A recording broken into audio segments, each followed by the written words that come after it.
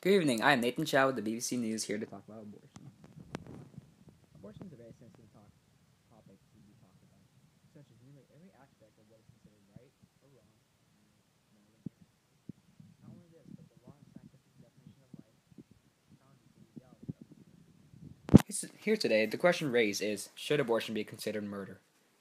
I will approach 3 different point of views regarding this issue. The first point of view I want to address is that abortion is murder. I want to state that abortion is the termination of a human pregnancy, and the termination of a pregnancy ends any possibility for viable life after birth. To many people and religions, this is the equivalent to ending a life. According to the Roman Catholic Church, abortion is a grave evil and has been condemned since the 1st century. Having an abortion would bring on excommunication from the church. In today's world, the church does recognize legitimate reasons for having an abortion. An example would be if a mother's life would be endangered. A recent article from the New York Times stated that the Pope had declared abortion to be, and I quote, a reserved sin. This means that the person receiving or performing the abortion would have to confess and ask for absolution to prevent excommunication. This does not, however, change the church's opposition to abortion. And recently, I have found that from a local NBC News, as well as an article done by the BBC, that 2 years ago, a doctor by the name of Kermit Gonzalez was accused and tried for the murder of 7 babies and a woman at his abortion clinic. The abortions he performed were in the very late stages of pregnancy. He ended the lives of these babies by snipping the spine at the neck with the scissors. Abortion in the state of Philadelphia is illegal after the first 24 weeks. The 72-year-old doctor was sentenced to 3 life terms in prison for the first-degree murder of 3 babies. He was acquitted for the 4th. The second view I would like to address is on the flip side of the first. Abortion isn't murder. Murder is the unlawful, premeditated killing of one human being by another. Many people will argue, when does human life actually begin? At the point of conception or birth? Conception begins after the union of male and female gametes or germ cells during a process known as fertilization.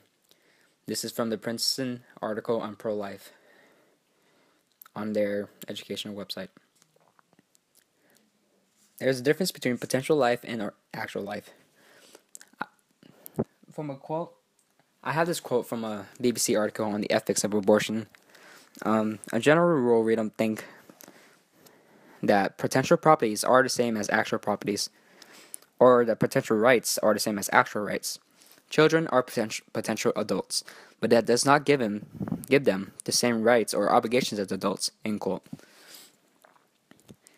So, if a child does not have the same rights or obligations as an adult, why would a fetus have them too?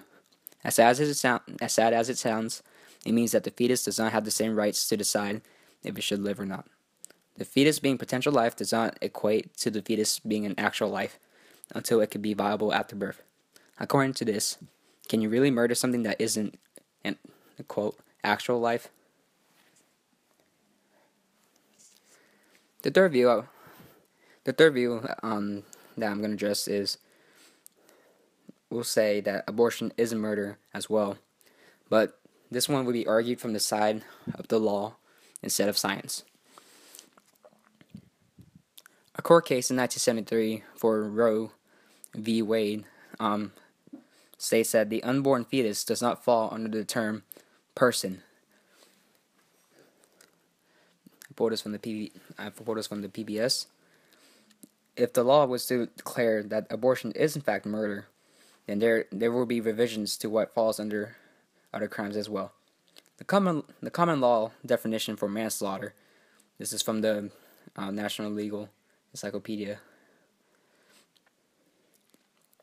that manslaughter is an unlawful killing that does not involve malice or forethought, intent to seriously harm or kill, or extreme reckless disregard for life. This would have miscarriages, also known as spontaneous abortions, to be classified as manslaughter. Earlier this year, a murder charge was dropped against a Georgia woman for purchasing pills to end a pregnancy. This is from the New York Times. Georgia state law does not allow women to be persecuted for feticide and abortion due to the legal definitions of what is a person. With all these views I researched, I have made my own opinion on this controversial topic. Taking all these points into account, I have concluded that abortion should not legally be considered murder. Morally and ethically would be rather ambiguous, depending on person to person. Despite the atrocity that happened with Dr.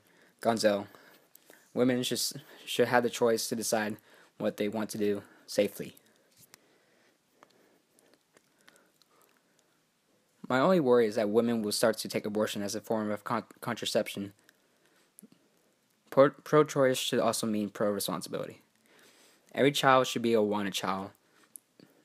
However, a child should not live suffering if it's known that he or she will be born with a disability. Thank you, and have a good night.